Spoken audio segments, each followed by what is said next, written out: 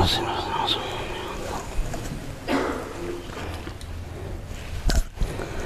الحمد لله نحمده ونستعينه ونستغفره ونعوذ بالله من شرور أنفسنا ومن سيئات أعمالنا من يهده الله فلا مضل له ومن يضلل فلا هادي له وأشهد أن لا إله إلا الله وحده لا شريك له وأشهد أن محمدا عبده ورسوله أما بعد فإن خير الحديث كتاب الله وخير الهدي هدي محمد صلى الله عليه وسلم وشر الأمور محدثاتها وكل محدثة بدعة وكل بدعة ضلالة وكل ضلالة في النار ثم أما بعد فقد قال تعالى في قرآنه الحكيم وفرقانه الحميد وما أرسلناك إلا رحمة للعالمين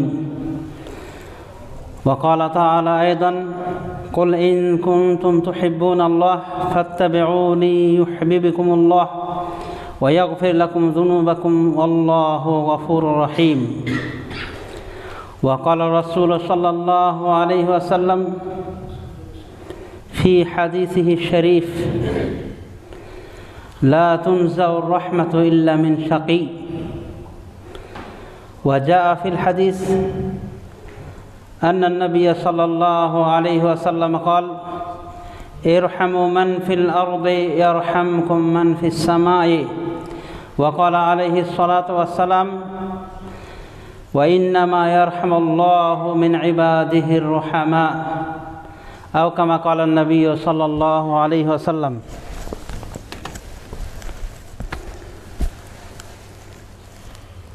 أيها الناس اتقوا الله حق تقواه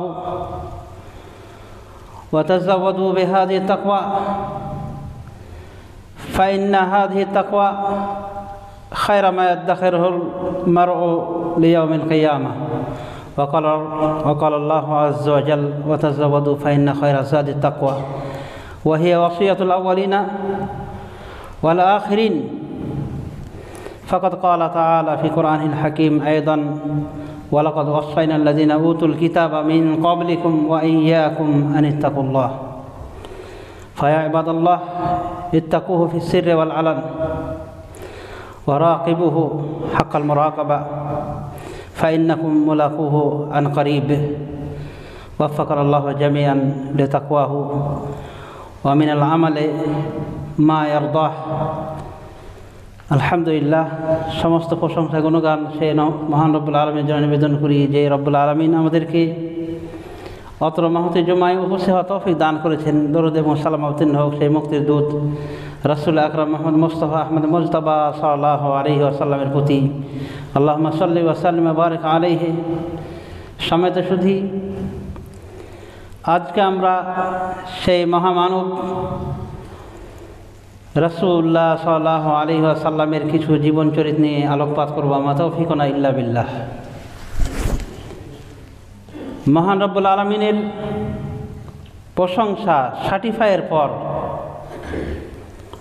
আর পৃথিবীর কারো সার্টিফাইয়ের প্রয়োজন থাকে না রাসূলুল্লাহ সাল্লাল্লাহু আলাইহি ওয়াসাল্লাম বিষয়ে। আল্লাহ রব্বুল আলামিন তার মহান নবী সাল্লাল্লাহু আলাইহি ওয়াসাল্লাম সম্পর্কে বলছেন ওয়া ইন্নাকা লাআলা খুলুকিন আযীম, নিশ্চয় আপনি মহান চরিত্রের উপর প্রতিষ্ঠিত, নিশ্চয় আপনি মহান চরিত্রের উপর প্রতিষ্ঠিত। এভাবে আল্লাহ রাব্বুল আলামিন তার রাসূল সাল্লাল্লাহু আলাইহি ওয়াসাল্লামের প্রশংসা জ্ঞাপন করেছেন। সুতরাং এই প্রশংসার পর আর কারো প্রশংসার প্রয়োজন নেই। এরপরও রাসূলুল্লাহ সাল্লাল্লাহু আলাইহি ওয়াসাল্লামের প্রশংসায় মুসলিম অমুসলিম অনেকেরই জবানি পাবেন যারা রাসূলুল্লাহ সাল্লাল্লাহু আলাইহি ওয়াসাল্লামের প্রশংসায় পঞ্চমুখ। রাসূলুল্লাহ সাল্লাল্লাহু আলাইহি ওয়াসাল্লামের পরিচয় তার চারিত্রিক গুণ বিষয়ে আল্লাহ রাব্বুল আলামিন তার কোরআন কারীমের বিভিন্ন স্থানে আলোকপাত করেছেন। যথা ইরশাদ হচ্ছে লাকাদ জাআকুম রাসূলুম মিন আনফুসিকুম হারিসুন আলাইকুম লাকাদ জাআকুম রাসূলুম মিন আনফুসিকুম আজিজুন আলাইহি মা আনিতুম হারিসুন আলাইকুম বিল মুমিনিনা রাউফুর রহিম। আল্লাহ রাব্বুল আলামিন তার রাসূল সাল্লাল্লাহু আলাইহি ওয়াসাল্লাম সম্পর্কে সূরা আত-তাওবার 128 নম্বর আয়াতে বলছেন, লাকাদ জাআকুম রাসূলুম মিন আনফুসিকুম, তোমাদের মধ্য থেকেই তোমাদের সজাত রাসূল এসেছেন। যিনার অভ্যাস হলো এই যে তোমাদের জন্য যেটা কষ্টকর সেটা তার জন্য কষ্টকর, তাকে সেটা খারাপ লাগে। হারিসুন আলাইকুম, এবং তিনি তোমাদের জন্য অত্যন্ত হিতাকাঙ্ক্ষী। বিল মুমিনিনা রাউফুর রহিম, এবং মুমিনদের উপরে তিনি হলেন দয়ালু এবং করুণাময়। এভাবে আল্লাহ রাব্বুল আলামিন তার রাসূল সাল্লাল্লাহু আলাইহি ওয়াসাল্লামকে গুণান্বিত করেছেন। কি বলছেন? লাকাদ জাআকুম রাসূলুম মিন আনফুসিকুম, তোমাদের মধ্য থেকে তোমাদের সজাত রাসূল এসেছেন। এরপরে কি বলছেন? তার জন্য কষ্টকর ওটা যেটা তোমাদের জন্য কষ্টকর। আর কি বলা হয়েছে? তিনি মুমিনদের উপরে অত্যন্ত দয়াশীল এবং করুণাময়। এই হলো রাসূলুল্লাহ সাল্লাল্লাহু আলাইহি ওয়াসাল্লামের চারিত্রিক কিছু গুণ। আল্লাহ তাআলা বলছেন, ফাবিমা রাহমাতিন মিনাল্লাহ লিনতা লাহুম, আপনি আল্লাহর রহমতে তাদের জন্য নরম হয়েছেন।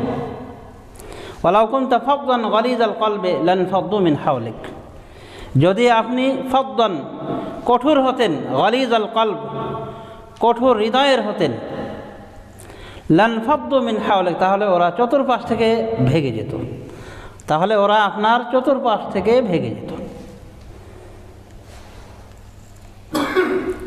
আল্লাহ তাআলা বলছেন, মুহাম্মাদুর রাসূলুল্লাহ ওয়াল্লাযীনা মাআহু আশিদ্দাউ আলাল কুফফারি রুহামাউ বাইনাহুম, মুহাম্মদ আল্লাহ রাসূল এবং তার সাথে যারা রয়েছেন মানে সাহাবায়ে কেরাম, আশিদ্দাউ আলাল কুফফার তারা কাফেরদের ওপর কঠোর, রুহামাউ বাইনাহুম কিন্তু পরস্পরে অত্যন্ত নরম প্রকৃতির। এখানেও রাসূলুল্লাহ সাল্লাল্লাহু আলাইহি ওয়াসাল্লামের দয়ার কথা এসেছে যে রাসূলুল্লাহ সাল্লাল্লাহু আলাইহি ওয়াসাল্লাম দয়া প্রদর্শন করতেন।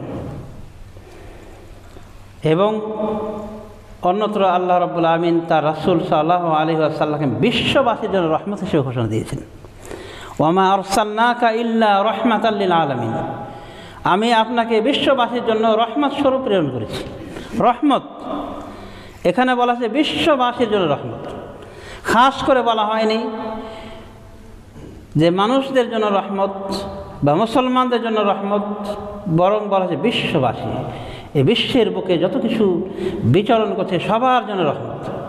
এই বিশ্ববাসীর ভিতর রয়েছে মানব, দানব, অনুরূপভাবে জীবজন্তু, পক্ষীকুল ইত্যাদি, পোকামাকড়। আর আল্লাহ রাব্বুল আলামিন বলছেন, ওয়ামা আরসালনাকা ইল্লা রাহমাতাল লিল আলামিন, আমি আপনাকে সারা বিশ্বের জন্য রহমত স্বরূপ প্রেরণ করেছি।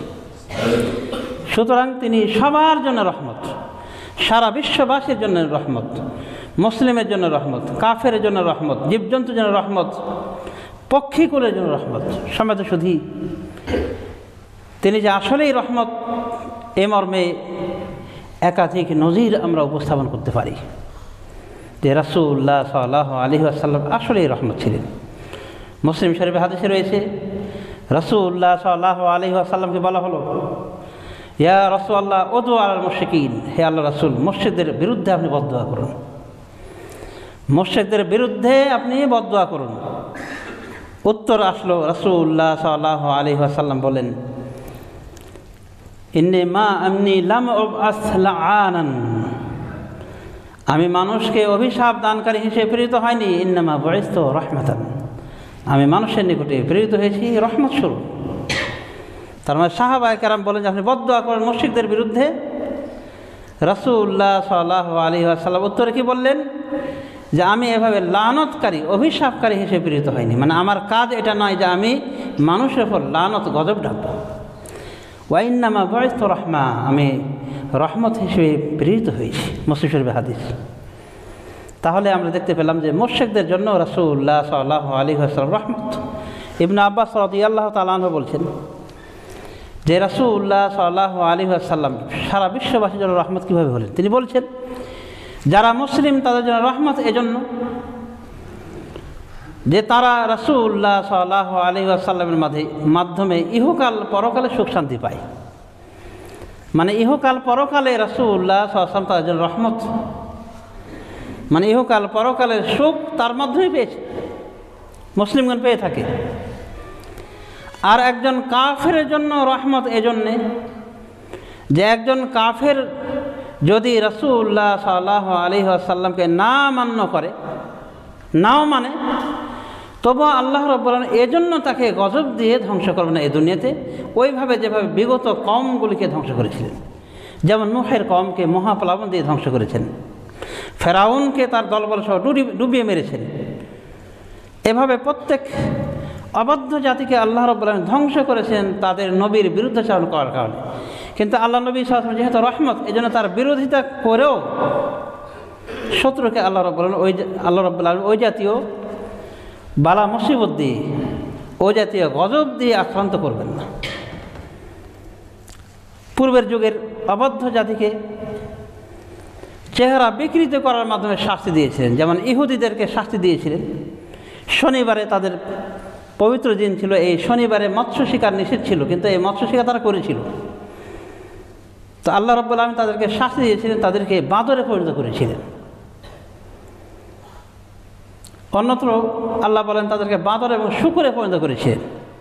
এক কথায় তো বাঁদরে শূকরে পরিণত করা এর মানে কি কায়া পরিবর্তন করে দিয়েছেন, এভাবে শাস্তি দিয়েছেন।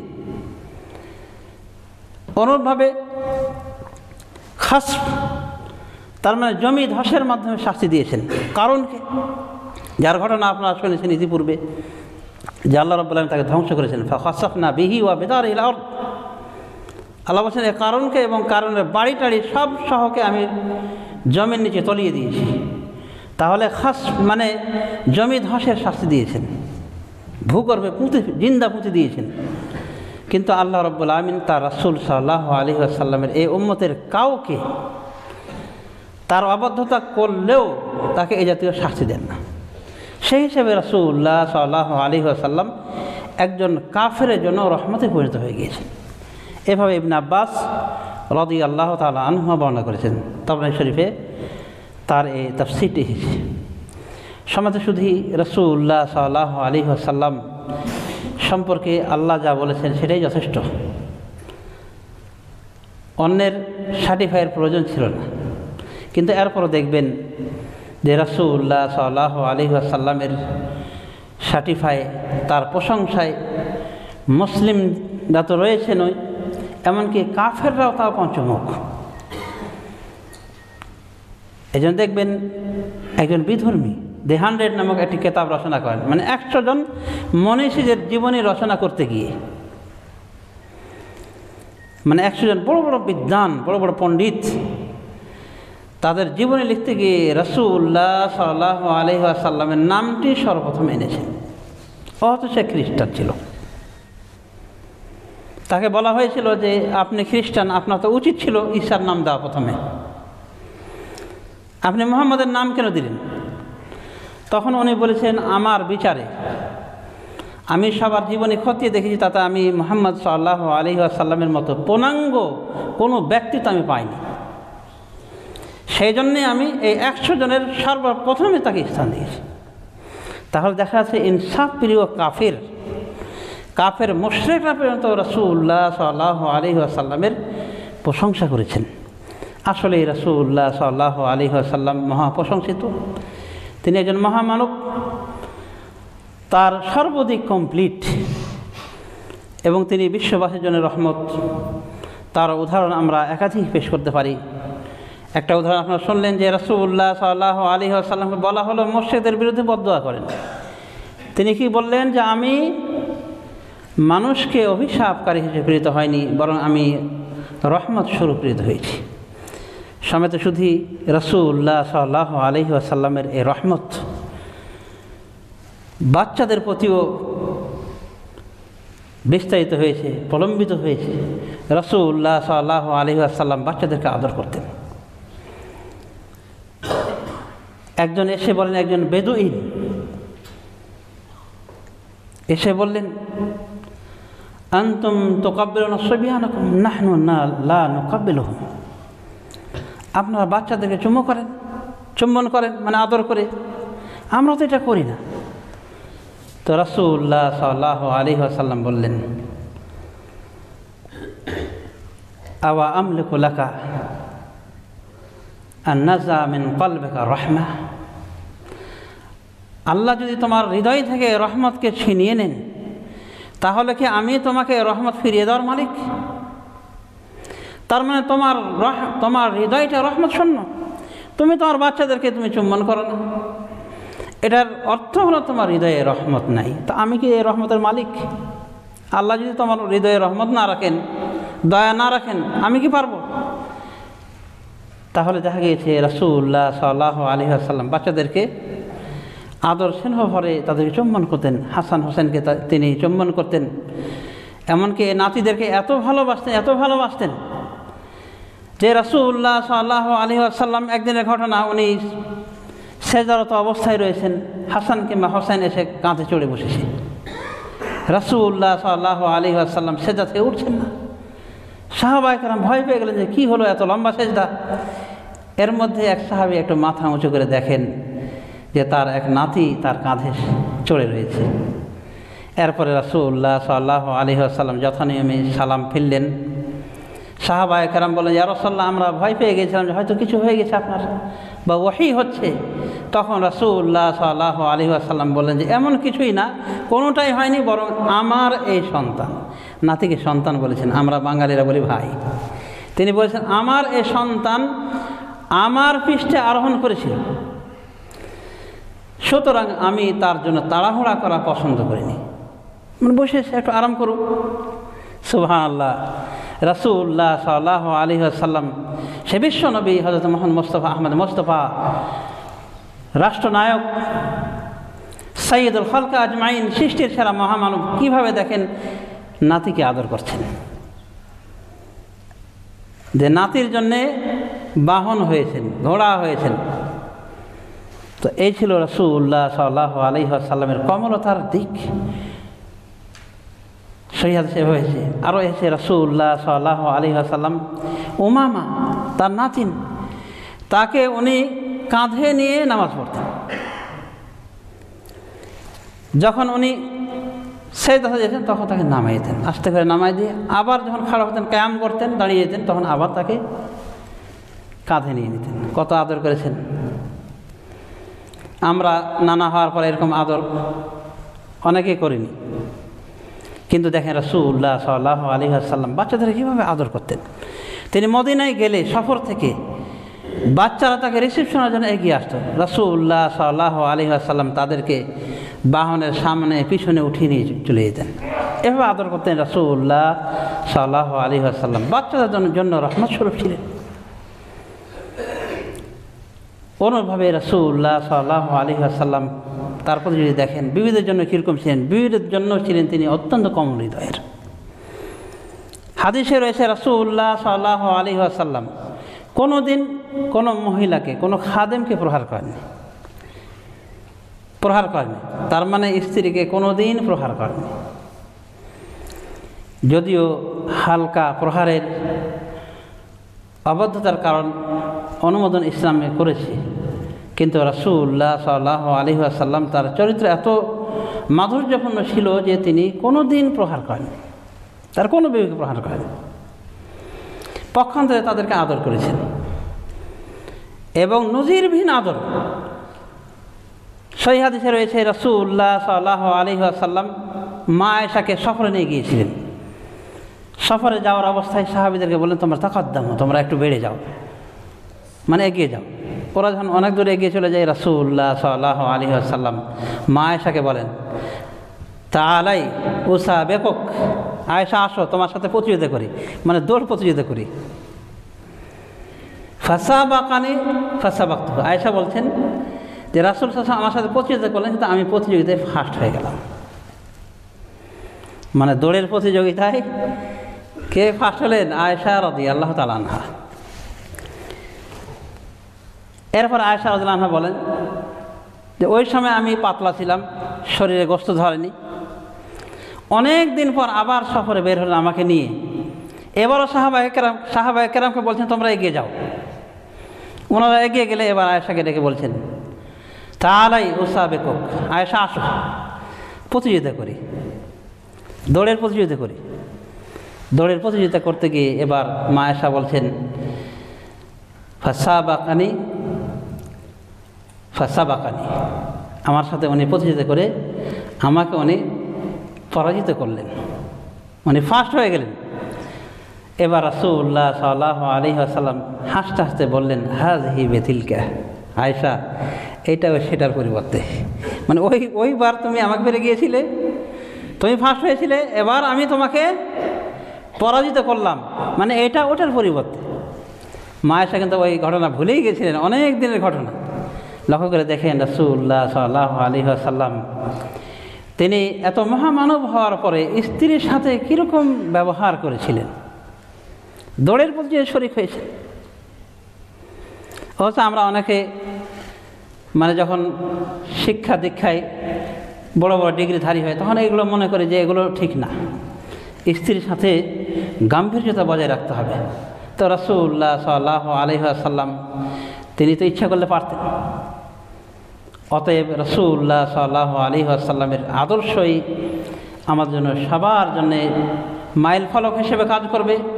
আমরা রাসূলুল্লাহ সাল্লাল্লাহু আলাইহি ওয়াসাল্লামের এ জাতীয় ভালো ভালো গুণগুলি যদি আমরা গ্রহণ করি তাহলেও আমাদের জীবন শান্তিময় হয়ে উঠবে, আমাদের পারিবারিক জীবন মাধুর্যময় হয়ে উঠবে যদি আমরা রাসূলুল্লাহ সাল্লাল্লাহু আলাইহি ওয়াসাল্লামকে এসব বিষয় ফলো করে থাকি। সমাজে শুধু যেদিকে দেখবেন রাসূলুল্লাহ সাল্লাল্লাহু আলাইহি ওয়াসাল্লাম পরিপূর্ণ এবং পূর্ণাঙ্গ। স্ত্রীদের সাথে তিনি সদ্ব্যবহার করতেন, রসিকতা করতেন, আমরা তারও নজির পাই। একদা রাসূলুল্লাহ সাল্লাল্লাহু আলাইহি ওয়াসাল্লামের সামনে রাসূল সাল্লাল্লাহু এক বিবি আর এক বিবিকে, একটা খাবার ছিল তরল খাবার, ওই খাবার ছুঁড়ে মারে, তার মুখে মেরে দেয়। তো মুখে লেগে গেলে রাসূলুল্লাহ সাল্লাল্লাহু আলাইহি ওয়াসাল্লাম বলেন যে তুমিও দাও, তুমিও ওর মুখে মারো। দেখা গেল যে ওই তরল খাবার ওর মুখে ছুঁড়ে দিয়েছে। রাসূলুল্লাহ সাল্লাল্লাহু আলাইহি ওয়াসাল্লাম এ দৃশ্য দেখছেন আর হাসতেছেন। তার মানে পারিবারিকভাবে রাসূলুল্লাহ সাল্লাল্লাহু আলাইহি ওয়াসাল্লাম অত্যন্ত নরম প্রকৃতির ছিলেন এবং স্ত্রীদেরকে এভাবে ফ্রি করে রাখতেন, গুরু গম্ভীর হয়ে তাদেরকে কঠোরতা আরোপ করে তাদেরকে জিম্মি করে রাসূলুল্লাহ সাল্লাল্লাহু আলাইহি ওয়াসাল্লাম রাখতেন না। সুতরাং রাসূলুল্লাহ সাল্লাল্লাহু আলাইহি ওয়াসাল্লামের আদর্শ থেকে আমাদের শিখতে হবে। হাদিসে সহিহ ইবনে হিব্বানে রয়েছে, আরও বিভিন্ন হাদিস গ্রন্থে রয়েছে যে রাসূলুল্লাহ সাল্লাল্লাহু আলাইহি ওয়াসাল্লামের সামনে তার দুই বিবি রসিকতা করেছেন, রাসূলুল্লাহ সাল্লাল্লাহু আলাইহি ওয়াসাল্লাম আরও শিখিয়ে দিয়েছে তোমাকে মেরেছি, তুমি মেরে দাও, তুমিও ওই তরল খাবার তার মুখে ছুঁড়ে দাও। সমেত শুধু রাসূলুল্লাহ সাল্লাল্লাহু আলাইহি ওয়াসাল্লাম এরকম দয়া দাক্ষিণ্যতা প্রদর্শন করতেন এবং নরম ব্যবহার করতেন, দয়া মায়া দিতেন এবং তিনি যে সারা বিশ্বের জন্য রহমত স্বরূপ, এটা আমরা কিছুটা হলেও এতক্ষণ বুঝতে পেরেছি। শুধু কি রাসূলুল্লাহ সাল্লাল্লাহু আলাইহি ওয়াসাল্লাম মানুষের জন্যই রহমতের আধার ছিলেন তা নয়, বরং রাসূলুল্লাহ সাল্লাল্লাহু আলাইহি ওয়াসাল্লাম এই রহমত জীবজন্তুকে শামিল করেছে। একদা রাসূলুল্লাহ সাল্লাল্লাহু আলাইহি ওয়াসাল্লাম একটি খেজুরের বাগানে গেলেন, জনক আনসারীর। সেই খেজুর বাগানে গেলে রাসূলুল্লাহ সাল্লাল্লাহু আলাইহি ওয়াসাল্লামের নিকটে একটি উট হাম্বা হাম্বা করতে করতে ছুটে আসে এবং রাসূলুল্লাহ সাল্লাল্লাহু আলাইহি ওয়াসাল্লামের অতি নিকটে এসে কাঁদতে শুরু করে, তার চোখ দিয়ে পানি বের হচ্ছে। রাসূলুল্লাহ সাল্লাল্লাহু আলাইহি ওয়াসাল্লাম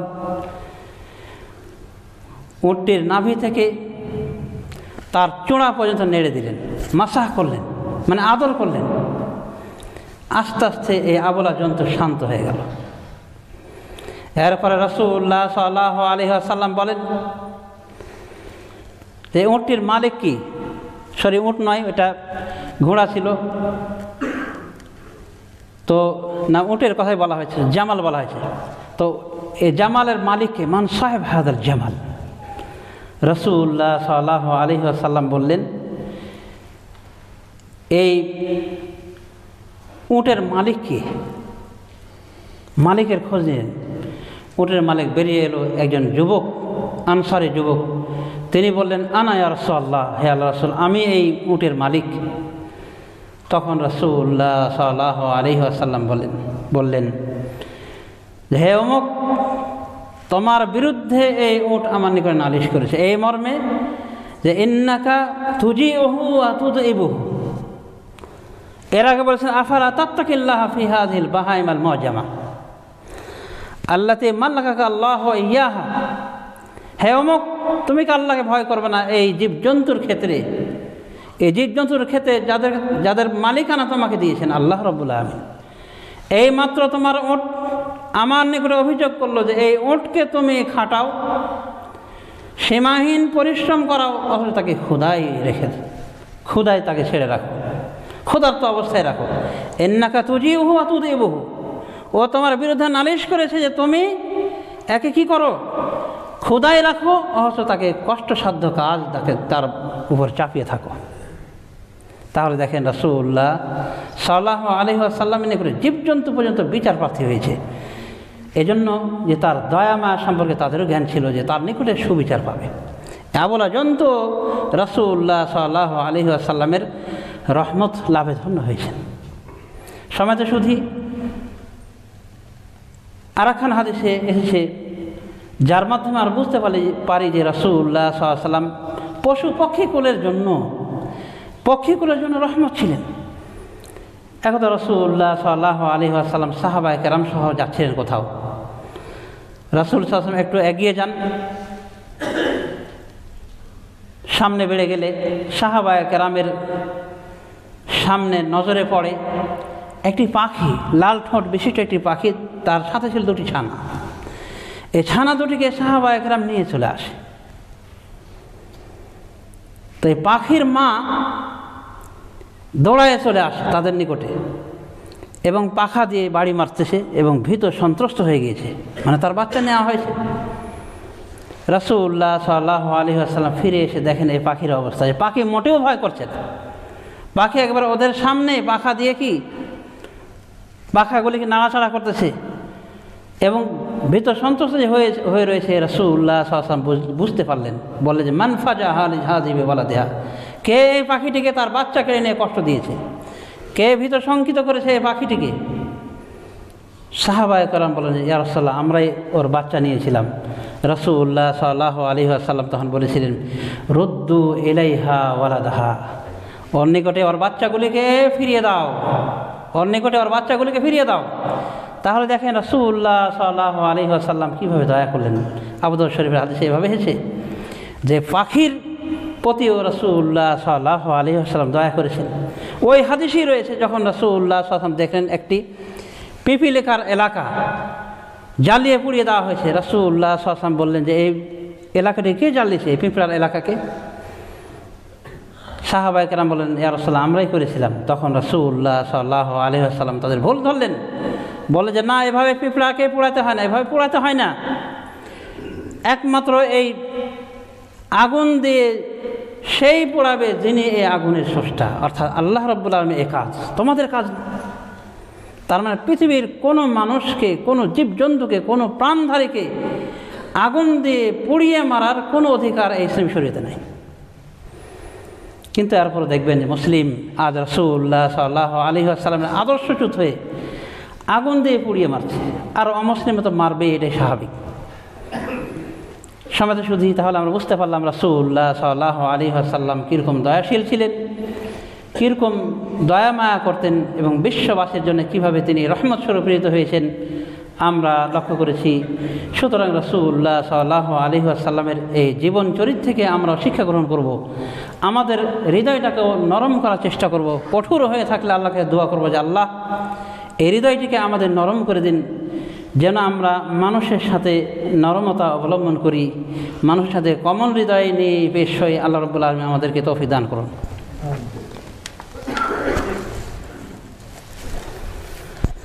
আলহামদুলিল্লাহ রাব্বিল আলামিন ওয়া সাল্লাল্লাহু আলা নবিয়িল আমিন ওয়া আলা আলিহি ওয়া সাহবিহি আজমাইন ওয়া মান তাবি'আহুম বিইহসান ইলা ইয়াউমিদ্দিন, আম্মা বা'দ। সম্মানিত শুধু আমরা তাহলে বুঝতে পারলাম রাসূলুল্লাহ সাল্লাল্লাহু আলাইহি ওয়াসাল্লামের জীবনের বিভিন্ন সাইড। সত্যি রাসূলুল্লাহ সাল্লাল্লাহু আলাইহি ওয়াসাল্লাম এই বিশ্ববাসীর জন্য রহমত ছিলেন এবং তার এমন কোনো দিক নাই যে দিককে আপনি মন্দ বলতে পারেন, বরং সর্বদিক থেকে রাসূলুল্লাহ সাল্লাল্লাহু আলাইহি ওয়াসাল্লাম ছিলেন অনন্য। এজন্যই রাসূলুল্লাহ সাল্লাল্লাহু আলাইহি ওয়াসাল্লামকে মডেল হিসেবে আল্লাহ রাব্বুল আলামিন পেশ করে বলেন, সূরা আহজাবের ভিতরে বলেন 21 নম্বর আয়াত, লাকাদ কানা লাকুম ফি রাসূলিল্লাহি উসওয়াতুন হাসানাহ লিমান কানা ইয়ারজুল্লাহ ওয়াল ইয়াওমাল আখির ওয়া যাকারাল্লাহ কাসীরা। তোমরা যারা আল্লাহ এবং আখিরাতে বিশ্বাসী, আল্লাহ এবং আখিরাতে আশা রাখো এবং আল্লাহকে অধিক হারে স্মরণ করো, তাদের মধ্যে রয়েছে, তাদের জন্য রয়েছে রাসূলুল্লাহর মধ্যে উত্তম আদর্শ। উত্তম আদর্শ মানে উত্তম মডেল, তাকে আমরা সর্বদিক থেকে ফলো করতে পারি। এরপরও দেখা যায় এইরকম মহামানবও মানুষের লক্ষ্য বস্তুতে পরিণত হওয়া থেকে তিনি বাদ পড়েননি। আজ দেখেন এক শ্রেণীর নাস্তিক, এক শ্রেণীর মুশরিক, এক শ্রেণীর কপট মুনাফিক এই মহামানব সম্পর্কে কটূক্তি করে বলে, বিভিন্ন রকম উক্তি করে, আপত্তি করে উক্তি তোলে, অথচ আল্লাহ রাব্বুল আলামিন এই মহামানবকে সার্টিফাই করে বলেছেন ওয়া ইন্নাকা লাআলা খুলুকিন আযীম, নিশ্চয় আপনি মহান চরিত্রের উপর প্রতিষ্ঠিত। সুতরাং আল্লাহর রাসূলকে আল্লাহর সার্টিফাইয়ের পর আর কোনো নাস্তিক, কোনো মুরতাদ, কোনো কাফের মুশরিকের নাম বদনামে কোনো কিছু যায় আসে না, বরং রাসূলুল্লাহ সাল্লাল্লাহু আলাইহি ওয়াসাল্লামের জন্য যথেষ্ট আল্লাহর সার্টিফাই এবং মুমিনদের সার্টিফাই, এটাই যথেষ্ট রাসূলুল্লাহ সাল্লাল্লাহু আলাইহি ওয়াসাল্লামের জন্য। আল্লাহ রাব্বুল আলামিন আমাদের সবাইকে তৌফিক দান করুন এই মহামানব সাল্লাল্লাহু আলাইহি ওয়াসাল্লামকে সর্বদিক থেকে ফলো করে চলার। আল্লাহ রাব্বুল আলামিন আমাদেরকে তার প্রতি ঈমান, তার প্রতি মহব্বত ইত্যাদির ওয়াসিলায় আমাদেরকে তিনি ক্ষমা করুন, জান্নাত দানে ধন্য করুন। আল্লাহুম্মা আমিন। ওয়া আকুলু কাওলি হাযা ওয়া আস্তাগফিরুল্লাহ লি ওয়া লাকুম ওয়া লিসাইরিল মুসলিমিন ফাস্তাগফিরুহু লিযুনুবিকুম ইন্নাহু হুয়াল গফুরুর রহিম। আল্লাহুম্মা আ'izzal ইসলাম ওয়াল মুসলিমিন ওয়া আযিল্লা শিরকা ওয়াল মুশরিকিন। আল্লাহুম্মা ইগফির লিজামিল মুমিনিনা ওয়াল মুমিনাত মিনহুল আহইয়া ওয়াল আমওয়াত ইন্নাকা মুজিবুদ দাওয়াতি বিরহমাতিকা ইয়া আরহামার রাহিমিন। রব্বানা আতিনা ফিদ দুনিয়া হাসানাতান ওয়া ফিল আখিরাতি হাসানাতান ওয়া কিনা আযাবান নার। ওয়া সাল্লাল্লাহু আলা নাবিয়িনা মুহাম্মদ ওয়া আলা আলিহি ওয়া সাহবিহি আজমাইন ওয়া মান তাবি'আহুম বিইহসান ইলা ইয়াউমিদ্দিন ওয়া কুমু ইলাস সালাতি। বারাকাল্লাহু ফিকুম।